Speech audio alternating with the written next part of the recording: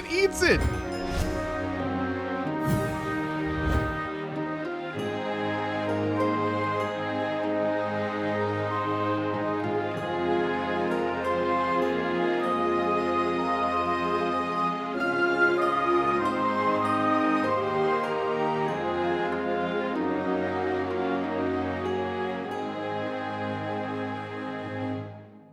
Now today is going to be jam-packed with all kinds of stuff mining related. Now, last episode, we went out and we built a mining rig. Yes, we now have a way to go mining underground and we can expand upon this. But there's a lot of stuff that's left in the walls, even with this size and any size we do. And I want to be able to expand on how we can mine. And so there's a mod in here called Tetra. And today we're going to dive a little bit into that mod. But before we do, I have some things that I, well, need to do. And I've been promising this quite a while, and I'm now able to do this based on the YouTube comments. Thank you so much, by the way, Unsable Pyro. Seabiscuit is now going to be our horse's name. Ah, yes, very, very fitting, since the horse can swim in this pack, I believe Seabiscuit is the most fitting name. Ah, I do agree. Now, for the chameleon, I've decided to come up with a name for the chameleon. And there's also some interesting things we can do with the chameleon, but I'm going to go with Kecleon for our chameleon. And there's a good reason for Kecleon. It is my favorite generation of Pokemon, and Kecleon, while, yeah, this thing has just as dead as eyes as Kecleon does, looks also just like that Pokemon. But yeah, Gen 3 is one of my favorites, and yeah, this Pokemon is an interesting one. Just Google it and tell me that it doesn't look exactly like the thing.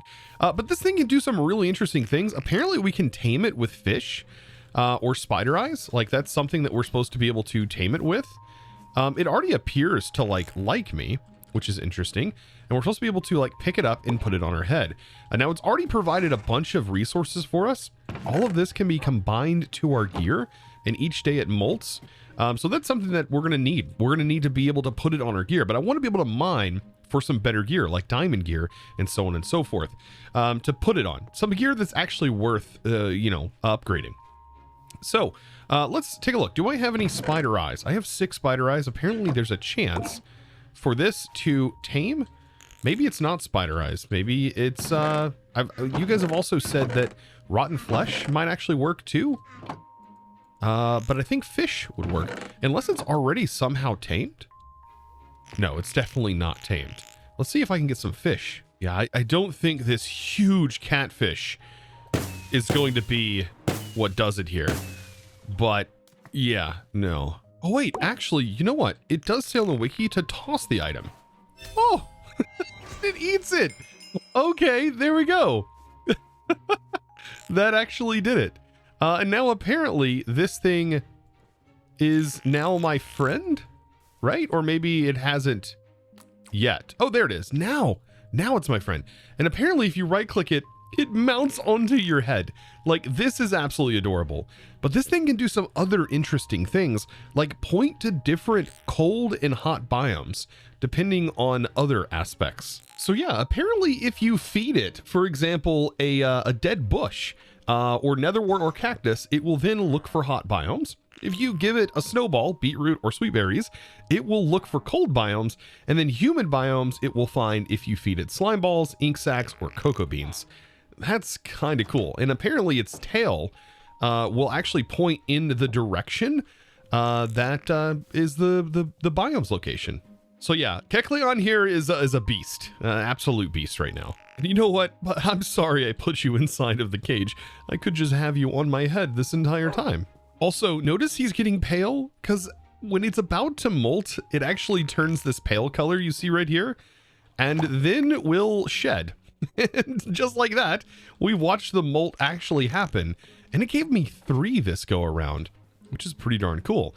So having it fed into your gear is really nice. And the cool part about this molt is this particular molt here allows us to make this item, which emits a redstone signal based on the temperature, but it does more than that. This is an adaptive heat control. So if we put it on our gear, it will adapt to the cold and the hot environments that we're in. So pretty well rounded, actually. So pretty cool. Now with that out of the way, let's dive into Tetra. This is going to be a very interesting tool making mod. It has some of the fundamentals of things like Tinker's Construct and things you may be familiar with, but Tetra does get a little bit more advanced. And so I'm going to try my best to show the basics and, well, also make a pretty nice tool of my own. Now to get started with Tetra, there's a couple of things we're going to need. We're going to need a crafting table, and then we're going to need to craft up. If I go in here, I can open a crafting table. I'm going to need to craft a hammer. This is a special hammer from Tetra, and you can make it out of different materials and they will actually apply, which is kind of cool. Oh, and look, we get a holosphere. So all that stuff I was talking about, I didn't actually know you get a holosphere as a quest reward. Okay, that's actually really nice. So now that we have this, we have a wooden hammer. We just need to right click on our workbench, and this is going to turn it into a workbench. Yeah, a different kind of workbench actually. This one is from the Tetra mod, and if we put our hammer in here, it pulls up a really cool GUI that has a ton of information and can be kind of overwhelming, to be fair. And if that wasn't overwhelming, just take a look at opening the holosphere. Yeah, you're really left with not knowing what a lot of this does. So you see bows, tool belts, blades, materials, crossbows, double-headed. You're like, wait, what's that? Single-headed and shields. All of these things are very interesting. And then you have this, which is locked up. But if we take a look, for example, like single-headed, we can now see craft single-headed, and there's nothing really here just yet. So yes, this can be kind of confusing, but if we go down this rabbit hole of like bindings and handles, and we click the handle, we can then go to find basic handles, right? And this is all of the materials that are in this particular pack, and you can scroll wheel through them, and we can see, for example, zinc and what zinc is going to require, and what it's actually going to do to the actual tool itself. And it even shows even deeper. So it's really hard for me to show you the best of everything because it would be almost impossible for me to know exactly what is the best tool.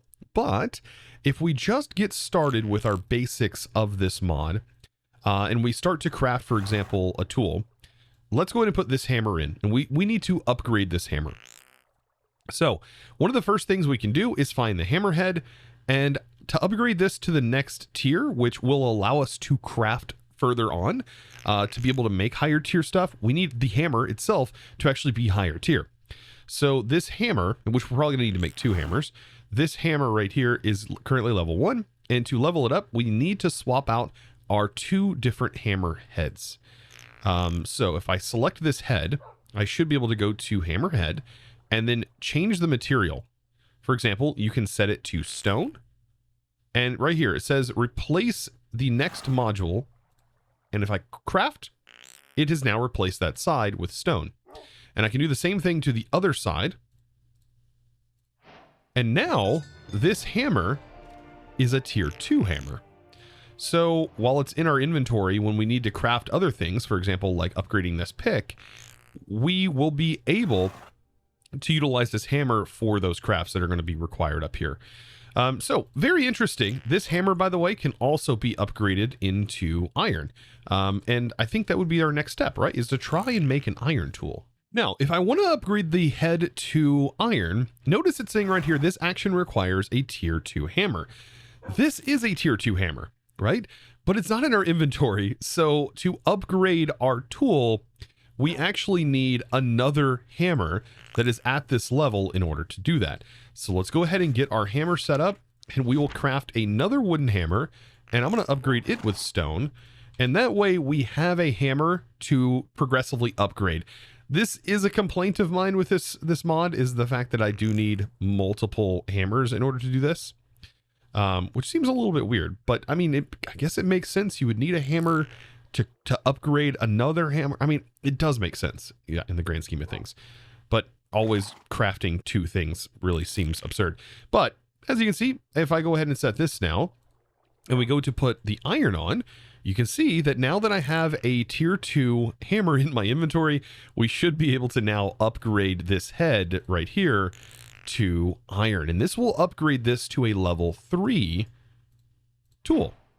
So now that we have an iron 3, or sorry, an iron hammer that is a level 3, then we can also use that one to upgrade this. And it does look like the hammers do take durability whenever you do craft.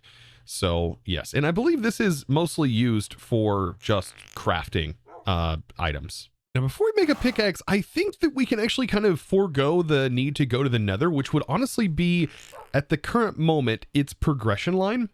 But if we take some cobble, for example, I believe we can take our cobble over here, and if we haunt our cobble, we can make blackstone. And I'm pretty sure blackstone is the next tier for our hammers to get it to a level 4, and then we can go up to a level 5. And if we use the quest here, I believe the level 5 is obsidian on our hammer. And then level 6 is a little bit different. Level 6 requires us to have gone and found those structures and use a forge, which it's a little bit more advanced. But there we go. Because we have our haunting station, we can actually make blackstone. So let's take a look at this. So if I upgrade this hammer and I go to the hammerheads again, there we go. We should be able to craft this to blackstone, and I'm almost positive this is the next tier. And there we go. So now we have a blackstone hammer, which is, like I said, level 4. Now to get to level 5, well, we need obsidian. Now making obsidian with the create mod is honestly frustratingly easy because all we need to get obsidian is just a few of these blocks right here. And the magma blocks, and then we just simply wash them. Also, I should probably be careful because I almost killed Kekleon. Yeah, in the water. Apparently it does drown underwater. That's not good. Thank goodness to heal it, I can just give it some spider eyes and it actually heals him up. Very nice. With a little bit of washing, there we go. We should have ourselves some obsidian with a blink of an eye. Like, I mean, this is so nice being able to do that. Now, these quests can be kind of misleading, and I was even misled here. But I kind of remember back to when I had gone through Tetra in another mod pack. It's been quite a while, but I believe that to get to level 5 for the obsidian, you actually need to use your table underneath a forge in order to actually forge it. So you don't need to have, like, for example, a hammer here, because upgrading the side to obsidian, you actually can't do this because you have to have a level 6 hammer. And that level 6 hammer, believe it or not, is actually the forge that you will find as a structure underground. So perfect. Now that we have like kind of our max hammer, we can actually start to work on our first tool. And this is where the fun really starts to shine. And if we dive into our hollow sphere, this is where if we go under the double-sided area, we can start to look at, for example, pickaxe heads. And this is going to pretty much relate to any of the materials that we use for certain things, but you can mix and match. You can have a pickaxe and an axe on one side, and then your tool can mine and also harvest wood. And same goes for like a shovel and an axe, and then you can also have a pick. I would like to have just a regular pick that's a pick on both sides. And we can take a look at all these. So you have gemstones, metals, it may be hard to see, but stone right here. And I really do like the idea of using some brass on our tool, and then maybe also having some diamond. And then you can also upgrade our handle. So we can play around with our handle. And I'm thinking iron for the handle. If we take a look right here, there's not as many materials for the handle, but there's bone, which you can use. But I like the idea of iron. It seems like it's kind of well-rounded in all of its stats that it improves. And then we can modify this even more. So if we click this and go to improvements, we have our handle wrap. So try my best to explain how this all works. We can look through all these different materials, and one of them is actually a chain wrap, and a chain wrap would give us even more bonuses. And then we can look at the enchants that could be added to this, because you can actually add book enchants directly onto your tool inside of this table. So building out a tool like this, if we start off with a regular pickaxe, inside of this slot, we can start to modify everything. So for right now, we have our base integrity, and let's see if we can go ahead and start to modify this. Let's do a pickaxe head. And let's say we want some brass. I'm gonna go grab some brass and see if we can't modify this. In fact, after grabbing some brass, let's go ahead and get this going. So pickaxe head, and then we're gonna put the brass in here. And one brass is going to be just fine, it looks like. And it requires a level 3. We currently have a 4. And so when we equip this, there we go. We've just upgraded our pickaxe. And then we go through this again. Let's do both pickaxe heads for right now. Let's go ahead and change this one to brass. Nice. And let's change the rod. So if we go to the handle, we can add iron to that. And we now have an iron handle on our pickaxe, and our integrity just went up. Now, your hone is something that you're going to do as you progress and start to use this tool. You'll actually level up your tool, which is another reminiscing part of old Tinker's Construct, which was, in my opinion, a very nice part where you actually had a leveling system. This kind of works here too. Now, there's also the wraps for the handles, and this is where I kind of want to make a chain, and apparently you can do a chain wrap. Now, the chain looks like it does require 2 materials in order to make, and this requires at level 4. So this is a really, really nice thing you can equip, is that chain. And now our tool is even better than it was. The mining speed went up, and also our durability went up, which is great. Well, technically our mining speed went down. That's kind of how this does it. Like, it lowers the overall mining speed that it was at before, and of course lowering it would make how long it's kind of removing the duration that it takes to mine a block. But there we go. So now we have a brass pickaxe with no hone or anything like that. But can we add diamond to this? Like, what if I wanted to make the pickaxe head one part of it diamond? Like, that would be great, right? So we make sure we have a guarantee of that diamond level, and we do have diamond here. That would allow us to mine obsidian, I believe. May not be the fastest, but at least we can do it, or anything that also requires diamond level. So I'm going to go to the pickaxe head and see if we can't put a diamond in here. Now, this does lower the magic capacity, and this is based on your enchanting ability. But if I do put this on here, we should be able to craft it. And so now we have a diamond pickaxe with an iron rod, and then the other part of this, all these stats sort of add together, and we now have ourselves a very interesting pickaxe. And we can check the mining speed. Let's see how fast this is to mine without any enchants. You know what? I'm going to say that is really fast, actually. Like, for a tool that's just a base tool, the mining speed is pretty quick. But also keep in mind, we do have some mining speed boosts under our skill tabs, so that's also helping out quite a bit. And honestly, I kind of want to see if I can upgrade that even more. Now, some things to note: now that we have this tool set up, we can actually repair our tool. So this is looking for, it shows diamond, but I'm pretty sure maybe we don't. Maybe it does require diamond. So it looks like we would have to have diamond in order to repair this, because we made our pick out of diamond. But whatever you have your tool part made out of, you should be able to repair it just by putting it in here and crafting it. Now, there are some other interesting things that we can actually modify on this pick as well, and that is under the binding section. That's kind of grayed out. Now, one is sockets. We can actually put two, or we can put a socket on here, and we can put, for example, diamond. I think diamond is one of the best ones that I've seen in the holosphere, but these sockets can do like different effects. For example, if we put like lapis on here, lapis can do some interesting things. Let's see, regular lapis, right? It can give us gained experience from killing entities and destroying blocks, yields honing progress at a one-time ratio. So it can like help you there. There's also like some other materials. Diamonds, however, seem like the best sort of option for this. And I do have a diamond right here. So I'm going to go ahead and take that, and let's go ahead and apply a gem to the binding. So under the socket, we'll put a gem in, and this is going to cost 2 experience levels. Interesting. And now that is socketed there. And you could also put, I believe, a binding on this, and notice our integrity is now maxed out. So this, I believe, is now maxed, but I'm pretty sure putting the diamond on here now allowed this pick to kind of work as a shovel and an axe. So we don't get like a negative bonus for using it like that. It does give us a little bit extra mining speed in those different categories. It's not perfect. It's not like we have like a maxed out shovel or anything, but it will let us kind of use those tools. And then we can also go ahead and actually enchant. Now, I think because I don't have a maxed out enchanting setup yet, using Silk Touch is probably our best option. Then we can ore process the actual raw ore blocks, and that's how we can get our bonus instead of using Fortune. Fortune ultimately would be the best way to go, but we should be able to ore process here soon with Create. So let's go under the enchantment section. And if I put this in here, I should be able to now use 1 level, and it's going to take some of my magic away from here, my magic capacity, and it's going to apply Silk Touch to my tool. And so now I have a Silk Touch diamond pickaxe that we should be able to now mine with, just like this.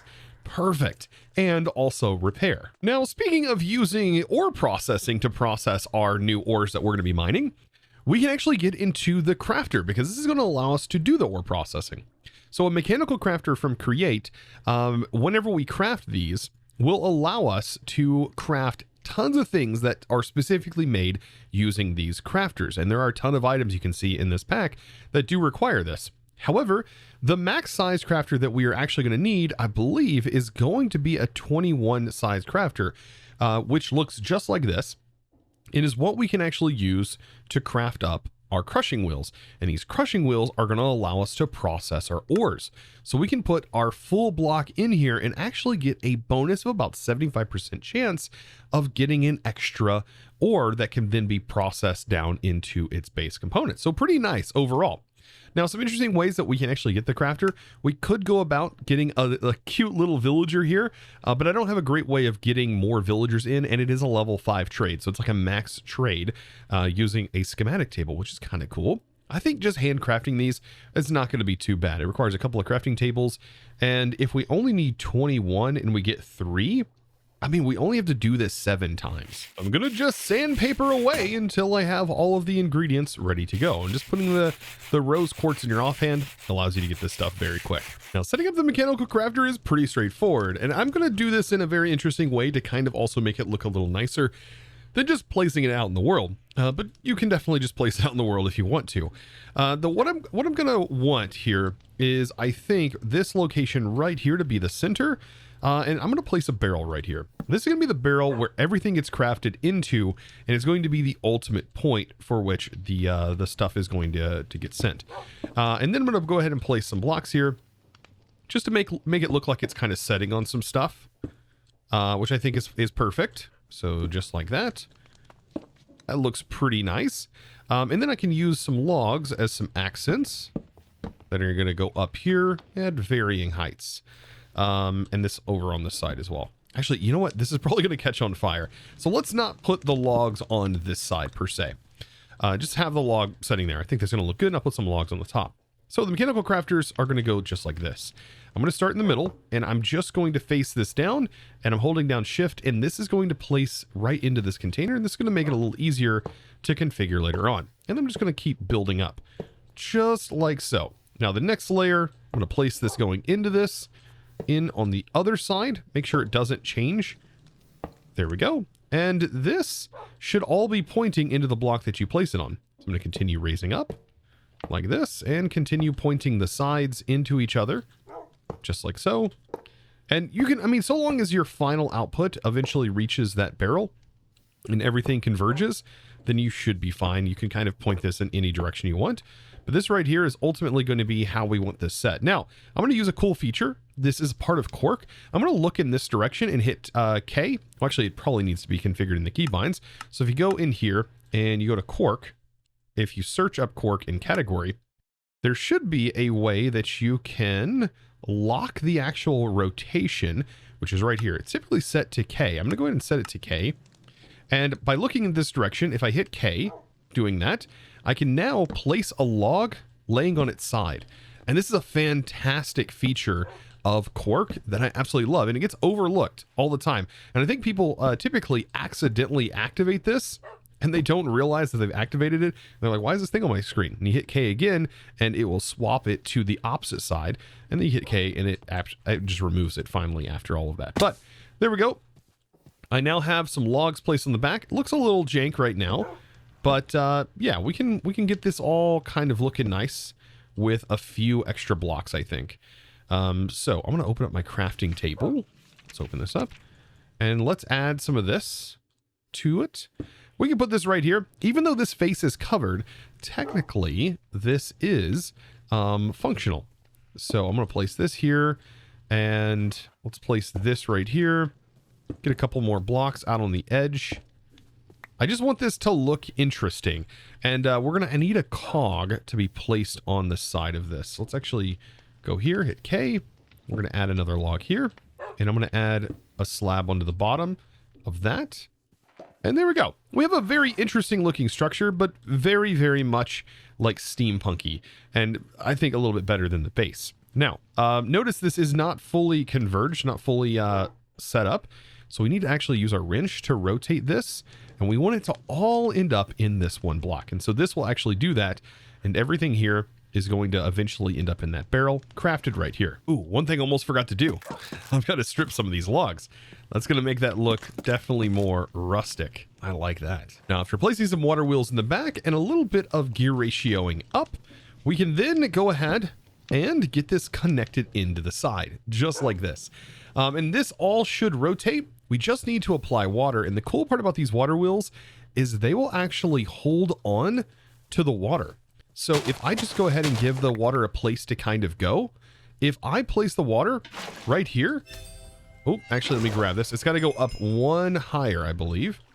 But if we give the water somewhere to go, I believe it is this spot right here, it will actually contain it just like that. And so you don't have to worry about it spilling out everywhere. These new water wheels are beautiful. Oh, they're so good. So I just got to get the rest of them with some water, and this should be enough rotational force. Should be to gear ratio up that far. Maybe we might need to add more water wheels. I'm going to find out, actually. Okay, no, that is actually fast enough. So we have 3 water wheels was actually enough to get the job done. And so now our entire crafter here is powered and rotating and ready to start crafting in. Now let's actually craft our first thing in this. Now, later on, we're going to be changing this up, but something that we can do for crushing wheels right now is we can go ahead and connect these sides just like this, and this is going to make it a little easier to place in our andesite. Also, a hopper, if you were to hopper into this, will utilize this entire connected area as if it's one giant inventory, which is pretty cool, and it makes automating certain recipes a lot easier. Speaking of that, let's go ahead and put the andesite in. So if I put the andesite in for the crushing wheel, boop, you can see it fills all of those slots, which is perfect. And then we just need to put in the wood, and then finally some sort of stone, such as andesite, and then stand back and watch the craft happen. Oh, it's so satisfying to watch this. And that is going to put everything inside of that container down there. So there's the crushing wheels, and voila, we now have crushing wheels, and that means ore processing. So I've got kind of a basic kind of power system going. So I have like 6 water wheels. I'm gear ratioing up because these water wheels are very, very slow, and the speed is okay. But I'm going to show you a neat little trick. Now, if you utilize a belt for your crushing wheels, you can actually transfer the power in the direction that you want quite easily. All you're going to need is some vertical gearboxes placed like this, and like this, connected to a middle shaft. And this will make sure your crushing wheels will always be going in the direction that you want. Very straightforward, just like that. So you'll notice this belt is going this way, sending items into the crushing wheel. And that's exactly the direction we want this spinning to do the actual processing. I think the best way to use crushing wheels is on its side like this, but you can have them going vertically as well. But all we gotta do is simply feed this with some belts. And so we can use some funnels here, just like this. And now we can send our ingredients into the crusher. And I think we have some things that we can go ahead and use in the crusher. For example, this right here, all of these materials can actually go into a crusher, and this can produce zinc. So these crushing wheels are super nice. There's so many uses. We're going to find tons of these create materials as we mine, and we'll notice this will go through and it gets turned into this material here, and then this can be washed. And some of these, when they are washed, actually generate some bonus material. So if I set up some sort of automation to feed items into this depot here, we can actually pull the items out directly. And look at that, we got a bunch of zinc nuggets. But iron, for example, iron can grant you redstone as a byproduct. I think the ultimate setup for this is going to look just like so. So we have 2 fans blowing onto the final belt right here. And what I'm going to use instead is brass funnels. These brass funnels, I actually want to set this to up to 16. Now it will go, if there's less, it'll send less. If you wanted to do exactly, you could do it, but that's going to block things up. So if we set it to up to 16, it's going to make sure the optimal amount 16 is going to be going through the crusher. And then over here, we're going to have this receive, but we want it to set here on the belt, and we actually want this fan to be waterlogged, and we want this to wash the products that are going to go through this belt. And what we can do is use an attribute filter. This is a new type of filter. And if we give it a resource, we can say can be smelted, can be crushed. We need something that can actually be washed. So let's see. Do I have anything that can actually be washed that's in here? It looks like we might not. Can clay be washed? I don't remember. We just need to find something that has a tag. Actually, you know what? We can just look over here and we'll say crushed material. We can drag this in and then say, can it be washed? So can it be washed? And if it can be washed, we are going to deny it entry into that tunnel. And by doing this, it should sit there until it is fully washed. This is a fantastic little filter, and that's going to allow this to go in here. And so as soon as we waterlog this block right here with a bucket of water, let's go ahead and get that done. Boop. Then this should now set here. So if I toss all of this crushed right there, it's going to set here, and that is going to wash. And when it's finished washing, it's going to go right into the system, basically completing our sort of ore processing setup. Now, also, if it doesn't get washed, it'll just pass on right through. And just a little icing on the cake, if you're using sophisticated storage, you can use a compacting upgrade, and any of the resources that now go inside of here will end up getting automatically compacted into their ingot and then block form. And this will also make sure that it will only compact things that can be uncrafted back, so you don't end up getting some really wonky things that basically waste all of your materials where you can't uncraft them back into their ingot form. Now, using that wash tag might actually cause some problems. I noticed that gunpowder actually has a washing recipe. So you know what, instead of using that, what we can actually do is do a, I don't know, raw material. Let's just do crushed. So things that are crushed, we can actually use the tag itself. So let's do is tagged create crushed materials. That we can go ahead and add, and then we'll make sure that is set to deny. So perfect. So we should have that set to deny. And I'm pretty sure these are also tagged into that group. So anything that is like a crushed material will now be blocked. And this will allow our gunpowder to flow through and not get stuck here, which was a product of zinc. And yes, it can actually sit there and block the whole thing. And something else to note, the base compacting upgrade will not work. You have to make the advanced version to get the 3x3 recipes, and then it is now compacting the things that go in, just like you see here. Perfect. And that advanced crafting recipe just requires 2 gold, some more redstone, and a diamond, so it's not that bad. And with all of this, I think I'm just about ready to now go on a mining adventure. But that is going to have to wait until next episode, because today we are just all out of time. So if you guys are enjoying these episodes and you're enjoying these videos, be sure to let me know down in the comments below what your favorite part has been, and by clicking that subscribe button and giving this video a huge thumbs up. That's the best way to let me know. And well, with that, it's now time for me to thank the amazing supporter of today's episode. And that beautiful thanks is going to go out to Iro. Thank you so much, by the way, for becoming a supporter over on Discord and supporting me in one of the best ways possible by becoming a premium member. And thank you so very much. Also, thanks to my patrons and my Twitch supporters as well. You guys are what make these videos possible, and I couldn't do it without you guys. So thank you guys very much. I will see you all in the next one. And as always, thanks for watching. Bye.